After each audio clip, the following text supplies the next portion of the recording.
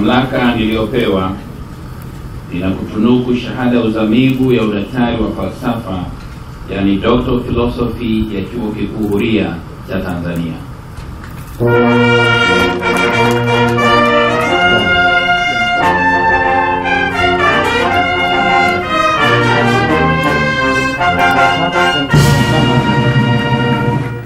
Tarehe 24 Novemba 2016, Rais wa Jamhuri ya Muungano wa Tanzania Dr. John Pombe Magufuli amekuwa mgeni rasmi katika mahafali ya 31 ya Chuo Kikuu Huria cha Tanzania yaliyofanyika katika eneo la Bungo, Kibaha mkoani Pwani, ambapo wanafunzi zaidi ya 1400 wamehitimu katika ngazi ya shahada, stashahada na vyeti. Ifuatayo ni hotuba ya Mheshimiwa Rais Dr. John Pombe Magufuli wakati wa mahafali hayo. Kwa sababu ni mara yangu ya kwanza kufika hapa na kufika katika mkoa wa Pwani kwa ujumla, napenda nichukue nafasi hii kuwashukuru sana kwa kura nyingi mlizonipa zilizoniwezesha mimi niwe rais wenu. Asanteni sana. Napenda kusisitiza kwamba mimi nitafanya kazi kwa watu wote bila kubagua dini zao, elimu zao, vyama vyao, makabila yao, maeneo yao. Mimi nina jukumu la kufanya kazi kwa manufaa ya Watanzania wote. Mheshimiwa Mkuu wa Chuo, napenda kwa namna ya pekee kuwapongeza sana wahitimu wa mahafali ya 31 ambao jumla yao ni 4,038. Hongereni, hongereni, hongereni sana. Mmefanya kazi kubwa. Nina uhakika mlioanza hamkuwa 4,038 tu. Inawezekana mlikuwa hata 6,000, 7,000 au zaidi. Wako wengine wamekomea njiani, wako wengine wamedisco kama ninavyojua vyuo vikuu vya kawaida, wako wengine wamekata tamaa, wako wengine labda hata waliugua njiani. Lakini kwa neema ya Mwenyezi Mungu ninyi 4,038 mmefika. Hongereni, hongereni sana. Na napenda kuwathibitishia ninyi mmekuwa wanachama wazuri wa elimu ya Tanzania. Na mimi kwa ufahamu wangu, wahitimu wa chuo kikuu hiki Huria huwa hawana tofauti na wahitimu wa vyuo vingine, na wote wako sawa sawa. Na bahati nzuri, mmoja wa msaidizi wangu mkuu katika serikali hii, Mama Samia, naye ni mhitimu wa chuo kikuu Huria, na ananisaidia kazi vizuri sana. Kwa hiyo kama ni matunda mazuri ya chuo kikuu Huria, mimi ninayafaidi na ninayaangalia, hayana kipimo. Hongereni, hongereni, hongereni sana. Lakini hata mzee Pinda hapa hawezi akasema. Lakini mke wake pia ni mhitimu wa chuo kikuu Huria. Inawezekana hata alivyokuwa kija hapa mlifikiri anakuja kuangalia chuo kikuu, lakini kumbe alikuwa anafuatilia mke wake hapa. Ndio maana nikaona huyu mzee anastahili kuwa mkuu wa chuo hiki kwa sababu matunda yake ameshayaona. Kwa hiyo nataka kuwaeleza ndugu zangu wahitimu, hongereni sana. Hongera hii mnaistahili kwa sababu mumeifanyia kazi. Na nataka kuwathibitishia kwamba serikali yangu itaendelea kukitambua chuo hiki kama vilivyo vyuo vingine, na vitawatriti sawa sawa kama wahitimu wa vyuo vingine waliomaliza. Na kwa sababu hivyo basi, kwa vile mtatritiwa sawasawa kama vyuo vingine, ni lazima mzingatie masharti ya mtu kuitwa graduate wa chuo kikuu. Kwa hiyo nasema kwa dhati nakubaliana sana kwa 100% na yale yaliyozungumzwa na waziri wa elimu. Sasa nyingine ukweli unaumaga kidogo kidogo, lakini ni lazima tukubali. Kwa sababu hata wakina Profesa Bisanda alipokuwa pale chuo kikuu cha Dar es Salaam alikuwa mwalimu. Kuchaguliwa tu kuwa mwalimu wa chuo kikuu pale engineering, GPA lazima iwe 3 above 3.8. Na Profesa Bisanda alipasua hiyo. Wakati mimi nikisoma PhD, thesis yangu niliyoichukua ya isoanacetic acid, the effect of corrosions, na wewe ulipitia Profesa Bisanda. Lakini nimefurahi kumuona mwalimu Mshimba ambaye alikuwa mwalimu mkuu, mwalimu wa mathematics pale chuo kikuu. Huyu walikuwa wanamwamini kwa kudisco wanafunzi.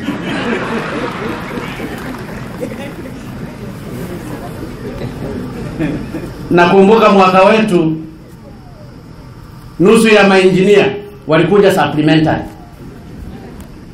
Kwa hiyo ulipokuwa ukienda kwenye kozi ya Dr. Mshimba, wakati walikuwa dokta, sasa ni profesa, ni lazima ujiulize. Kwa hiyo ni lazima hili swala la kuweka standard za elimu yetu hatuwezi tukali-compromise. Ni mara 10 tuwe na wanafunzi hata 10 tu wanao graduate badala ya kuwa na wanafunzi 20,000 wakati hawana qualification. Kwa sababu tutakapokwenda kwenye ajira hatutauliza kwamba huyu ametoka out, huyu ametoka University of Dar es Salaam, huyu ametoka UDOM, wote tunawatreat at par. Kama umetoka na GPA ya 3.5 utakuwa treated sawa sawa na yule aliyepata 3.5 GPA wa vyuo vikuu vingine. Tusitafute shortcut. Shortcut ni mbaya. Kwa hiyo na kwa hili kwa kweli Mheshimiwa Profesa Ndalichako, nafikiri ndio maana uko waziri wa elimu, ili tulinde hadhi ya elimu yetu, kwamba watu wanaomaliza hapa, na bahati nzuri Profesa Bisanda wala usiwe na wasiwasi, wote ambao wanamaliza hapa mbona ndio vipanga tu, hata kule wanapokuja kuajiriwa hawana tofauti. Profesa Mbwete ulikuwa mwalimu pale chuo kikuu cha Dar es Salaam. Profesa Mari alikuwa mkuu wa chuo Dar es Salaam. Anafahamu enzi za Profesa Ndario. Kuna wakati fulani walimaliza wanafunzi wa chemistry 27. Wakaenda kulalamika. Profesa Ndario marehemu, Mungu amtangulize mahali pema, alizungumza, huwa hakuna maksi za siasa. Wamedisco. Kwa hiyo ni lazima tuzingatie elimu yetu. Na tukijenga elimu yetu ikawa elimu ya mfano, tutafanikiwa. Kwa hiyo kwenye hili Profesa Ndalichako ninakuunga mkono. Inawezekana Profesa Bisanda hii ikawa tumekugonga, lakini nafuni kugonge hapa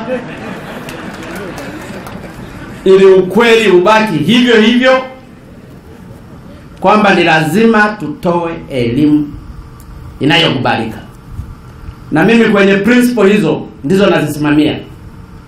Na ndiyo maana wale wanafunzi 7,500 waliokuwa wamepelekwa chuo kikuu cha UDOM kwa ajili ya kusoma pale, wote tuliwatoa. Tukakuta waliokuwa wanastahili pale kukaa walikuwa watu 322. Wale wengine tumewapeleka kwenye vyuo vya elimu na kadhalika. Ni lazima tuzingatie principle za elimu yetu kama kweli tunataka kwenda mbele. Ndugu zangu, napenda nichukue nafasi hii pia kukipongeza chuo kikuu Huria kwa kuwa na matawi mengi.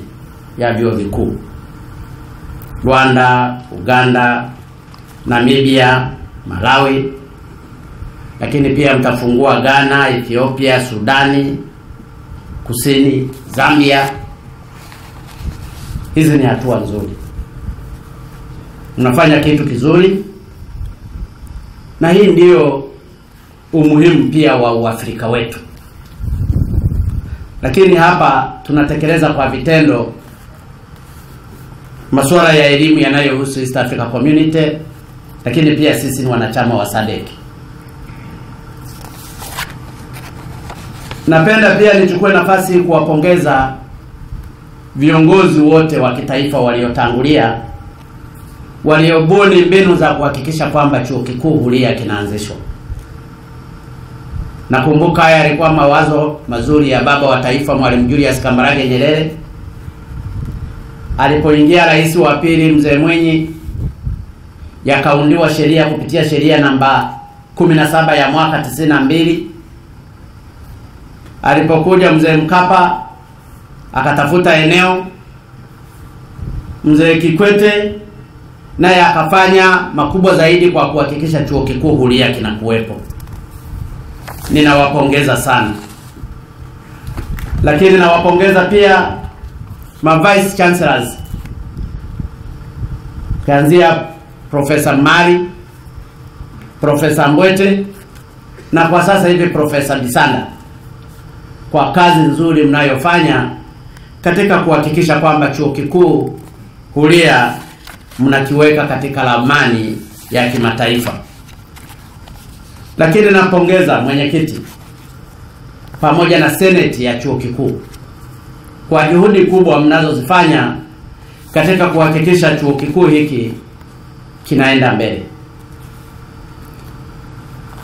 Kuna masuala ambayo yamezungumzwa hapa. Kwanza palikuwa na swala la kwamba ninyi mlipoanza kujenga na kukarabati maeneo yenu kwa kutumia material na resources mlizonazo, mkaja mkazuiwa na watu wa procurement, ambapo ni ukweli hayo majengo kama mngeyajenga kwa kutumia makandarasi ingekuwa gharama kubwa zaidi kuliko ambapo mlijenga. Sasa Profesa Bisanda na uongozi wa chuo hiki cha out, mimi nataka niwaeleze, endeleeni kujenga.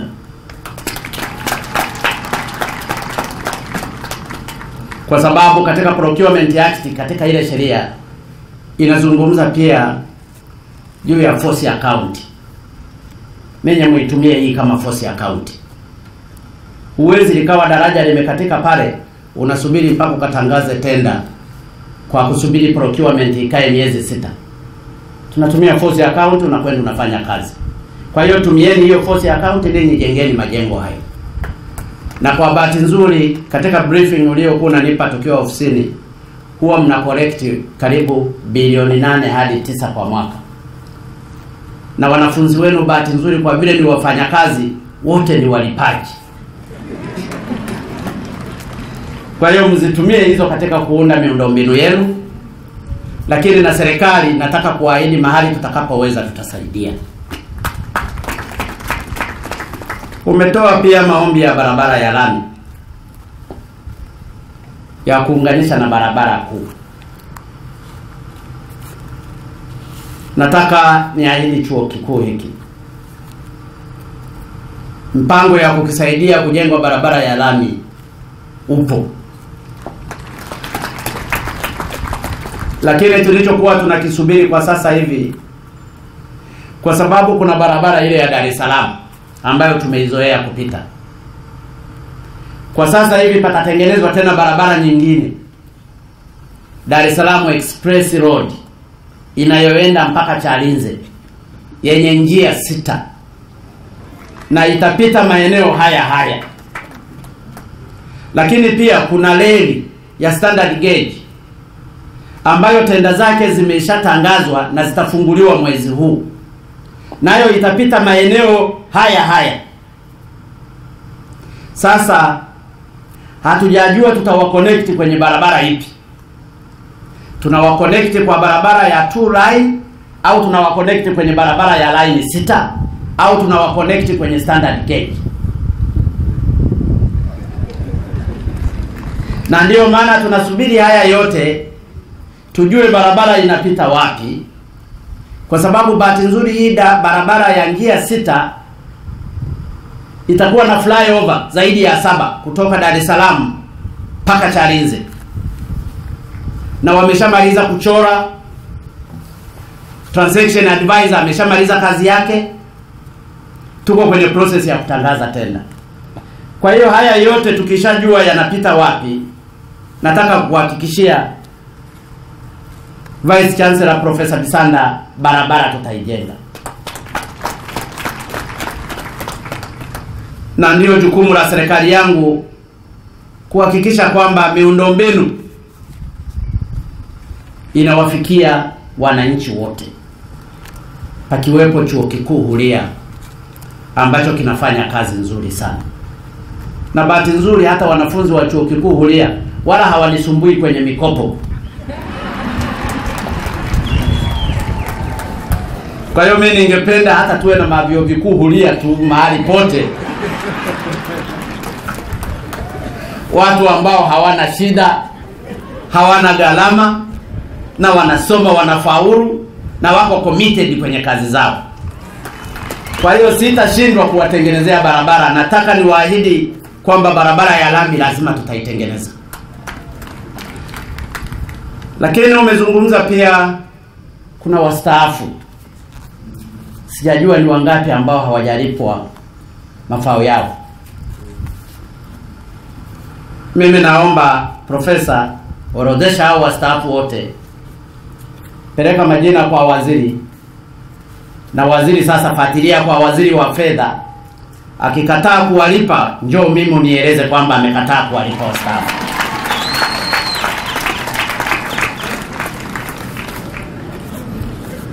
Nafikiri kwa masuala ya wastaafu nimemaliza, na ikiwezekana wawe wameshalipwa hao wastaafu haki zao si zaidi ya wiki 2 kuanzia leo.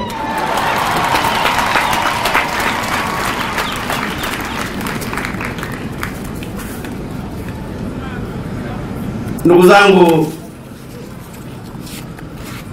kazi ya kutoa elimu katika nchi hii ina changamoto zake. Na ndio maana Profesa, ulipokuwa ukizungumza hizi changamoto na mimi nikawa nazizungumza, na mimi nitawapa changamoto zangu kidogo hapa. Tulipoingia madarakani tulisema lazima tutoe elimu bure. Na kweli tulianza. Tukawa tunatenga bilioni 18.777 kila mwezi kwa ajili ya kutoa elimu bure kwenye shule za msingi na shule za sekondari. Matokeo yake chanya ni kwamba wanafunzi waliongezeka. Darasa la kwanza wakaongezeka kwa 84%, na form 1 wakaongezeka kwa 26%. Kwa hiyo enrollment ya mwaka jana ya wanafunzi darasa la kwanza walikuwa 1,000,000, sasa hivi wanakaribia 2,000,000. Kwa hiyo ilikuwa ni changamoto mojawapo, kwamba tulitegemea watakuwa ni wanafunzi hao 1,000,000, kumbe wamefika karibu 2,000,000. Ukishakuwa na wanafunzi 2,000,000 na wakati wameongezeka na madarasa yameongezeka, pakawepo na changamoto ya madawati. Tumejitahidi na wadau mbalimbali, tumeshirikiana kuhakikisha madawati sasa katika shule za msingi na sekondari karibu 98% yameshakamilika, ukiachia tu baadhi ya mikoa michache ambayo inamalizia. Lakini baada ya kutoa hiyo elimu bure na kupeleka fedha mikoani, pakajitokeza wanafunzi hewa. Mtu anaorodhesha wanafunzi ili kusudi aletewe hela nyingi, kwamba na idadi kubwa ya wanafunzi. Mpaka leo ndugu zangu, tulipofanya uhakiki kwa darasa la kwanza mpaka sekondari, wanafunzi hewa waliogundulika ni zaidi ya 65,000. Kwa hiyo karibu kila mwezi tulikuwa tunakwenda kulipia wanafunzi zaidi ya 65,000 hewa ambao hawapo.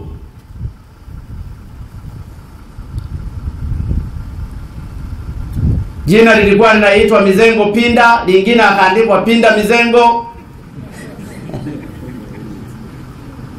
Ni kubadilisha tu majina. Hiyo imekuwa changamoto, na ndiyo maana tumeanza kuchukua hatua. Lakini hata kwenye elimu ya juu, tulipoingia bajeti ilikuwa bilioni 340. Tukasema ni lazima hawa wanafunzi wa elimu ya juu walipiwe mikopo yao. Tukaongeza mpaka bilioni 473. Kutoka bilioni 340 walikuwa wapate elimu ya juu wanafunzi 98,000. Tukaongeza ikafika mikopo kwa wanafunzi 124,389 kwa kutoa hizo bilioni 473.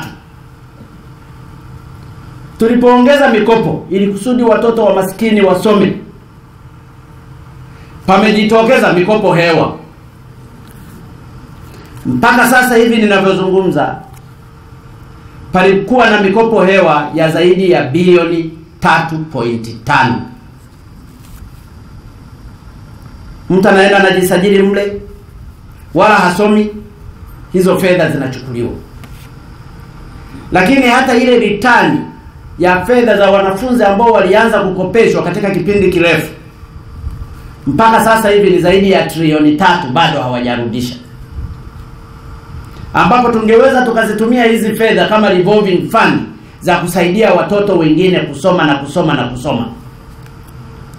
Hii ni changamoto ndani ya serikali. Tumeingia humu serikalini, changamoto ni nyingi pia. Tunazungumzia juu ya changamoto za wanafunzi, lakini kuna changamoto za watumishi hewa. Mpaka leo ninapozungumza, watumishi hewa wameshafika zaidi ya 17,500. Na ukishakuwa na mtumishi hewa, maana yake unamlipa mshahara hewa, unalipa pensheni hewa, unalipa likizo hewa, na vingine vyote hewa. Unaweza ukajumlisha ni kiasi gani cha fedha kimekuwa kikipotea. Lakini ukiwa unazungumzia juu ya wanafunzi hewa, nataka ninyi wote, kwa sababu bahati nzuri ninyi mnaohitimu wote hapa ni wafanyakazi. Wakati unazungumzia juu ya watumishi hewa, wanafunzi hewa, serikali ilikopa pesa kwa ajili ya kwenda kusaidia kaya maskini kupitia TASAF. Hadi leo ninapozungumza, kuna kaya hewa 42,000. 42,000 katika nchi nzima. Nataka niwaeleze haya ili kusudi wote tuwe kwenye picture. Unapofikiria juu ya kaya hewa, pamekuwepo pia tena mchezo mwingine ndani ya serikali. Wakuu wa mashirika yote haya, wengi wao, zinapotolewa fedha kwa ajili ya kwenda kwenye miradi fulani, zile fedha wale ma chief executive wanazichukua, wanaziweka kwenye commercial bank, wanaweka kwenye fixed deposit account, zinawekwa kwenye fixed deposit account kwa mazungumzo ya uelewano kati ya huyo mkuu wa taasisi na mabenki husika. Kama interest, normal interest huwa ni kati ya 4 hadi 8. Zingine ni percentage zao zikishaiva. Halafu katika hizo fedha ambazo zimewekwa kwenye mabenki, serikali kupitia benki kuu inakwenda kuzikopa tena hizo fedha kwa interest ya 15% mpaka 28%. Kwa hiyo serikali inakwenda kukopa pesa zake.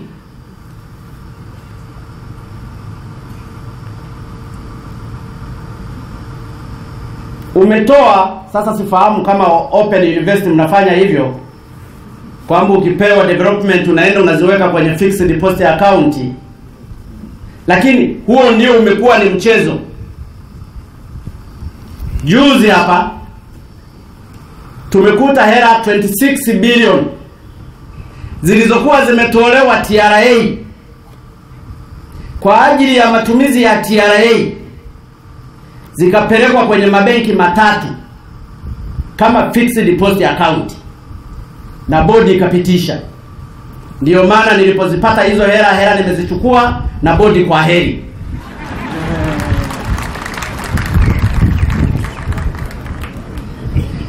Pamekuwa na mchezo huu kwa machief executive wengi. Pesa zinakusanywa kama ni TANAPA, kama ni wapi, zinaenda kuwekwa kwenye fixed deposit account. Serikali inakwenda kukopa kule kwa interest kubwa. Kwa hiyo serikali imekuwa ikifanya biashara na pesa zake. Hata kwa sasa hivi waziri huko hapa, TEA ambalo ilianzishwa kwa makusudi maalum, inachangiwa pesa kule, kuna pesa zao wameziweka kwenye fixed deposit account. Waziri, hiyo message sent and delivered. Na ninaambiwa ziko zaidi ya bilioni 30 kitu. Wamepewa hizo fedha kwa ajili ya kwenda kujengea madarasa, kusaidia masuala ya elimu katika nchi hii. Wahusika wamezipeleka kwenye fixed deposit account kwa interest wanayoijua wao, wakati kwenye elimu huku watu wanapata shida. Hii ndiyo nchi yetu. Kwa hiyo ndugu zangu, saa nyingine tunapochukua hatua ambazo zinaonekana kama kutumbua, naomba mtu support tuendelee kutumbua tu. Tulikuwa tumefika mahali pabaya. Tulikuwa tumefika mahali pabaya. Fedha zinatolewa kwa mradi fulani, inaenda kuwekwa kwenye fixed deposit account, hailipi ule mradi. Kwa hiyo kwenye mradi ule panatokea variation, panakuwa na idle time. Serikali inahangaika tena kutafuta hela za kwenda kulipia huo mradi. Wakati inahangaika, itabidi ikakope kwenye mabenki ya commercial. Yale mabenki ya commercial yanapandisha interest, wakati hela zilizoko kule ni za serikali. Na ndio maana siku moja nilizungumza, mabenki yetu haya yote, mabenki zaidi ya 50 kitu, yamekuwa yakifanya biashara na serikali kwa kupitia treasury bill, badala ya kuconcentrate kufanya biashara na wananchi.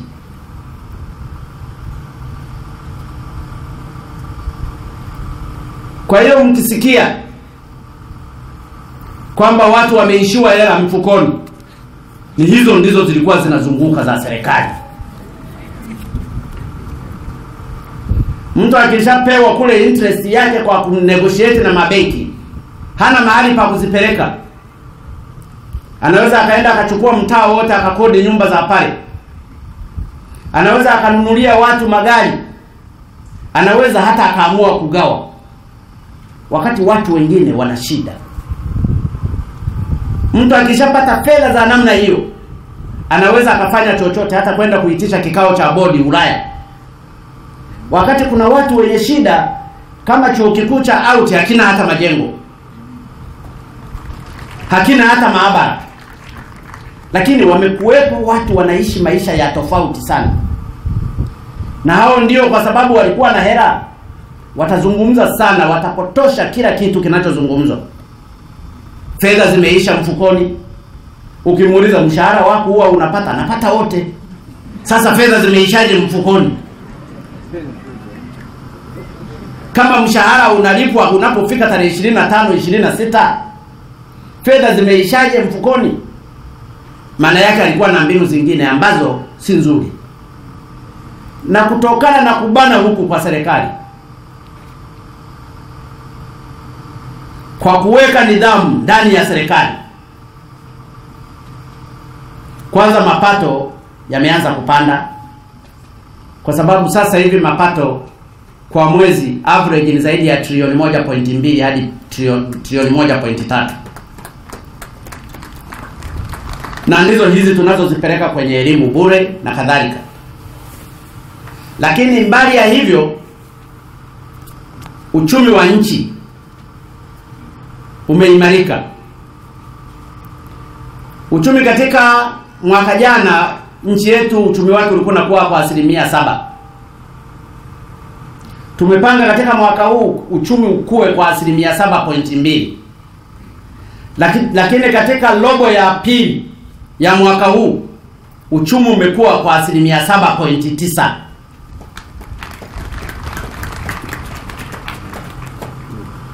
Na ndiyo maana ukihesabu katika nchi 5 katika Afrika ambazo uchumi wake unakwenda juu, Tanzania ni ya pili baada ya Cote d'Ivoire. Lakini inflation imeshuka kutoka 7.8 hadi 4.5. Hizi ndizo takwimu za kichumi. Kwa hiyo unaposikia watu wanalalamika fedha sana, ni zile fedha za wapiga dili. Thamani ya pesa yetu imeanza kupanda. Lakini kwa wakulima ambao walikuwa na mazao yao, wanaojituma kwa kufanya kazi, wameanza kuona faida yake. Kwa wakulima wa korosho Pwani, mkuu wa mkoa yupo hapa. Wakulima wa korosho wa Lindi, wakulima wa korosho wa Mtwara, kwa sasa hivi wananunua korosho kwenye mlada inafika mpaka zaidi ya shilingi 3,800 mpaka 4,000 kutoka iliyokuwa imezoeleka ya shilingi 1,000 kwa kilo. Kwa hiyo huyo hawezi akalalamika hela zimeadimika. Kwa huyo mkulima wa korosho atasema nafuu ningelima korosho nyingi. Hata kwa pamba bei ya mwaka huu imefika mpaka 1,300. Ikawa stable. Tunajenga nidhamu hii kwa Watanzania, na ningewaomba ndugu zangu ninyi wasome mnaomaliza hapa, mkahubiri hiyo dhana ya watu kwenda kufanya kazi. Ili kusudi kama tunapandishana mishahara, tupandishane wote. Pasitokee watu wachache wana mishahara mikubwa sana, wengine ndio wasindikizaji. Ili hii nidhamu ambayo tunataka kuijenga katika awamu ya 5, ninyi mtusaidie.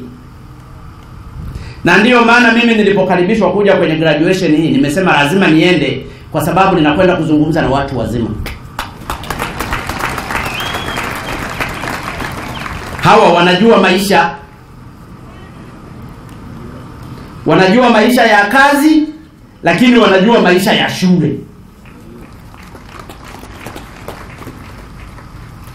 Na mimi ningeomba sana, kwa sababu ninyi mmegraduate na wote ni wafanyakazi, wakubwa wenu wa section kule mnakokuwa mnafanyia kazi wakahakikishe wanawapa promotion mara moja.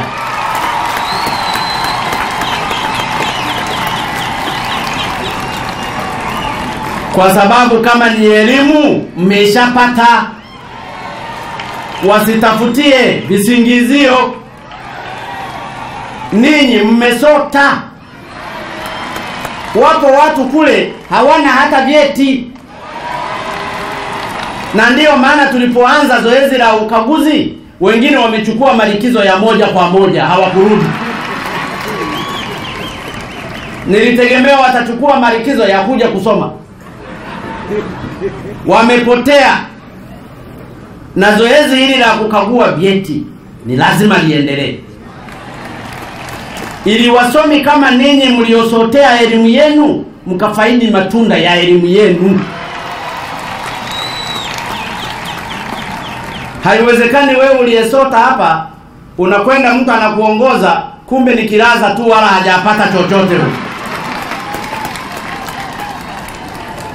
Kwa hiyo ndio maana ninawapongeza sana wahitimu. Mmefanya kitu kizuri, mmeamua vizuri, na serikali itawasimamia katika kuhakikisha mnaenda vizuri. Na hiki ndicho tunakitaka. Tunataka mtu kama na elimu yako ya form 4, sema ni mimi ni form 4. Kama ni form 6, sema form 6. Kama ni graduate, sema ni graduate. Sio udanganye kwa mavyeti ya kuprint. Sina wewe, nenda na wewe out ukasoma ukaone shida yake.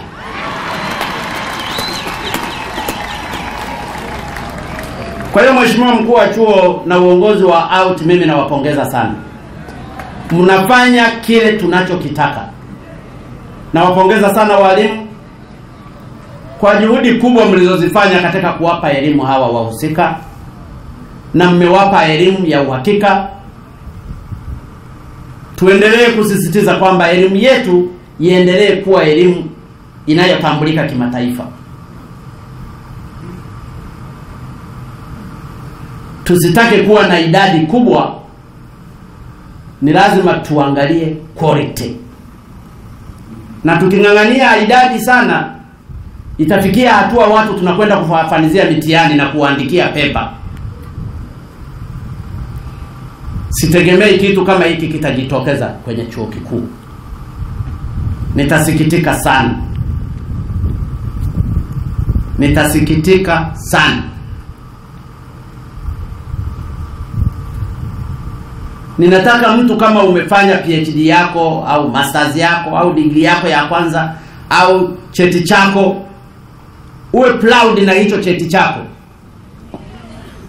Mimi kwa mfano sasa hivi ukiniuliza nilifanya thesis ya nini kwenye chemistry, nitakwambia topic yangu ilikuwa the thermodecomposition and kinetics of the lanthanized oxalato halides.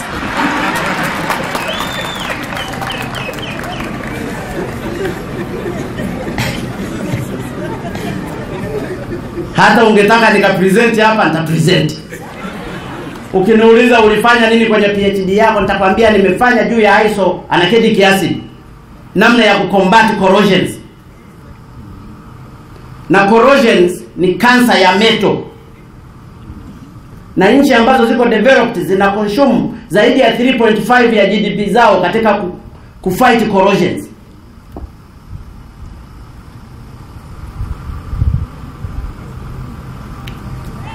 Kwa hiyo utazungumza CCM hoyo, lakini unazungumza isoanacetic hoyo.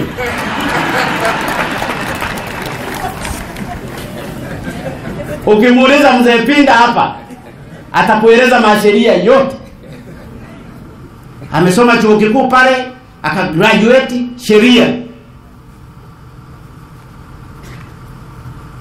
Kwa hiyo hiki ndicho tunatakiwa. Hii ndiyo Tanzania mpya tunayotakiwa kuijenga. Na ndiyo maana ndugu zangu wahitimu, mimi ninawapongeza sana sana sana sana. Nimekuja hapa kuwapa pongezi.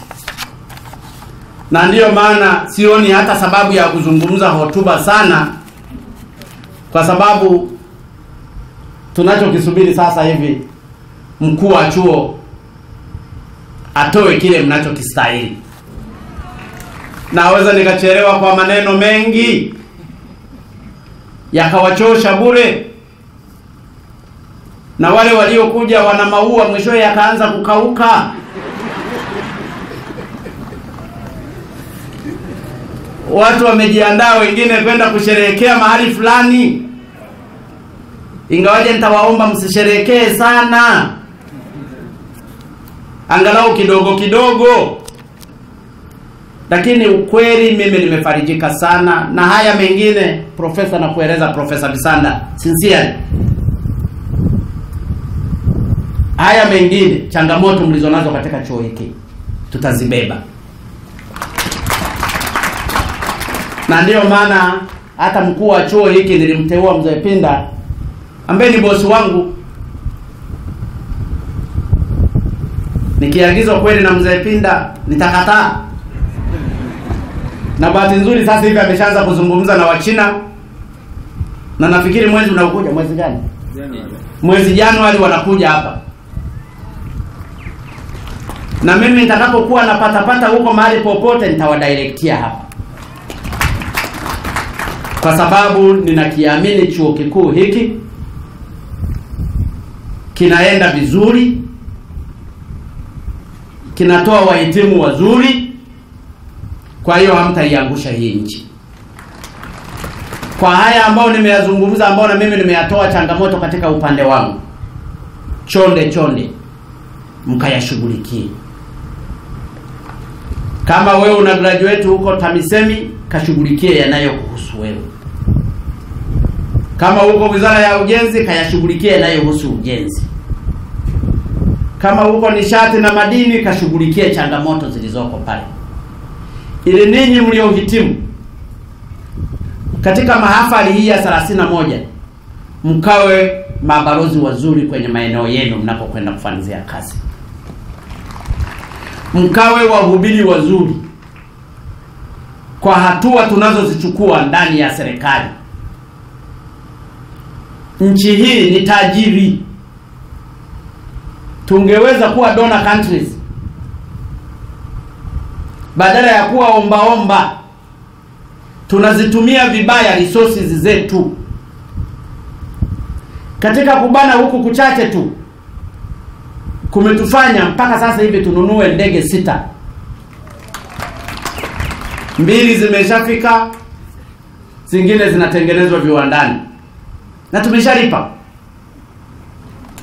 Kutokana na kubana huku, sasa tutaanza kutengeneza standard gauge kutoka Dar es Salaam mpaka Morogoro awamu ya kwanza, na tutaendelea mpaka Mwanza, mpaka Kigoma, na kuunganisha mpaka Rwanda na Burundi kwa standard gauge. Tutafanya makubwa. Naomba ndugu zangu wa Tanzania na ninyi wahitimu muiamini serikali hii. Tunafanya kwa niaba yenu. Tunafanya kwa niaba yenu. Achaneni na propaganda zinazopigwa za ajabu. Wapiga propaganda wote ni wapiga dili. Na dili sasa hivi imeshindikana. Bandarini pale watu walikuwa wanafanya tu wanavyotaka. Wanaamua tu. Kila mahali palikuwa na mwanya. Sasa tunajitahidi kubana hizi mianya ili Watanzania maskini waweze kufaidika na nchi yao. Hilo ndio lengo letu, na ninaomba ninyi wasomi mliohitimu hapa na walimu na Watanzania wote mlioko hapa, twende pamoja kwa ajili ya maendeleo ya nchi yetu ili tuweze kufika pale ambapo tunatakiwa kulipeleka taifa. Taifa lenye viwanda tutaweza. Na ndio maana mfano mzuri kwa mkoa wa Pwani hapa kuna viwanda vingi tu vinajengwa. Vingapi sasa hivi? Mkuu wa mkoa, kuna viwanda 48 vinajengwa katika mkoa wa Pwani. Kuna kiwanda cha tiles ambacho kitajengwa kikubwa kuliko viwanda vyote vya East Africa. Kuna kiwanda cha chuma kinajengwa na kadhalika. Kwa hiyo kwa wananchi wa mkoa wa Pwani, mkae mkao wa maisha bora. Sisi kama serikali jukumu letu ni kuhakikisha tunatimiza yale ambayo yanatakiwa kutimizwa. Mheshimiwa mkuu wa chuo, mzee wangu Pinda, waheshimiwa viongozi wote mlioko hapa, nimezungumza machache ambayo nilifikiri niyazungumze, lakini kikubwa tu leo ni siku ya raha ya kusherehekea na kuwapongeza hawa wenzetu 4,038 ambao wamegraduate na kukifanya chuo kikuu hiki kiwe na wahitimu sasa zaidi ya 30,778. Mumeanza vizuri, mnaenda vizuri, endeleeni. Tuko pamoja na ninyi. Baada ya kusema haya, napenda nimalizie pia kwa kumshukuru Mwenyezi Mungu na kuwashukuru tena kwa kunikaribisha hapa nije nishiriki na ninyi katika hafla hii. Na washukuru sana mabalozi na wageni wetu waliotoka nchi mbalimbali ambao wamekuja kutuunga mkono hapa.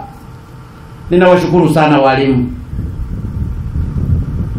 kwa kazi kubwa ya kujituma kwa ajili ya kutoa elimu kwa ajili ya Watanzania hawa. Ninawashukuru sana wanachuo mliomaliza kwa kujituma kwa nguvu zenu zote, kwa shida na raha, mpaka mmefika mwisho na mmehitimu. Mna wajibu wa kujipongeza sana na kumshukuru Mungu kwa hatua mlioifikia, na hongereni sana. Baada ya maneno haya basi, Mungu kibariki Chuo Kikuu Huria cha Tanzania. Mungu wabariki wahitimu wa Chuo Kikuu Huria. Mungu ibariki Tanzania. Asanteni sana na washukuru sana. Naam, hiyo ni hotuba ya Mheshimiwa Rais Dr. John Pombe Magufuli aliyoitoa katika mahafali ya 31 ya Chuo Kikuu Huria cha Tanzania yaliyofanyika Bungo, Kibaha, mkoani Pwani.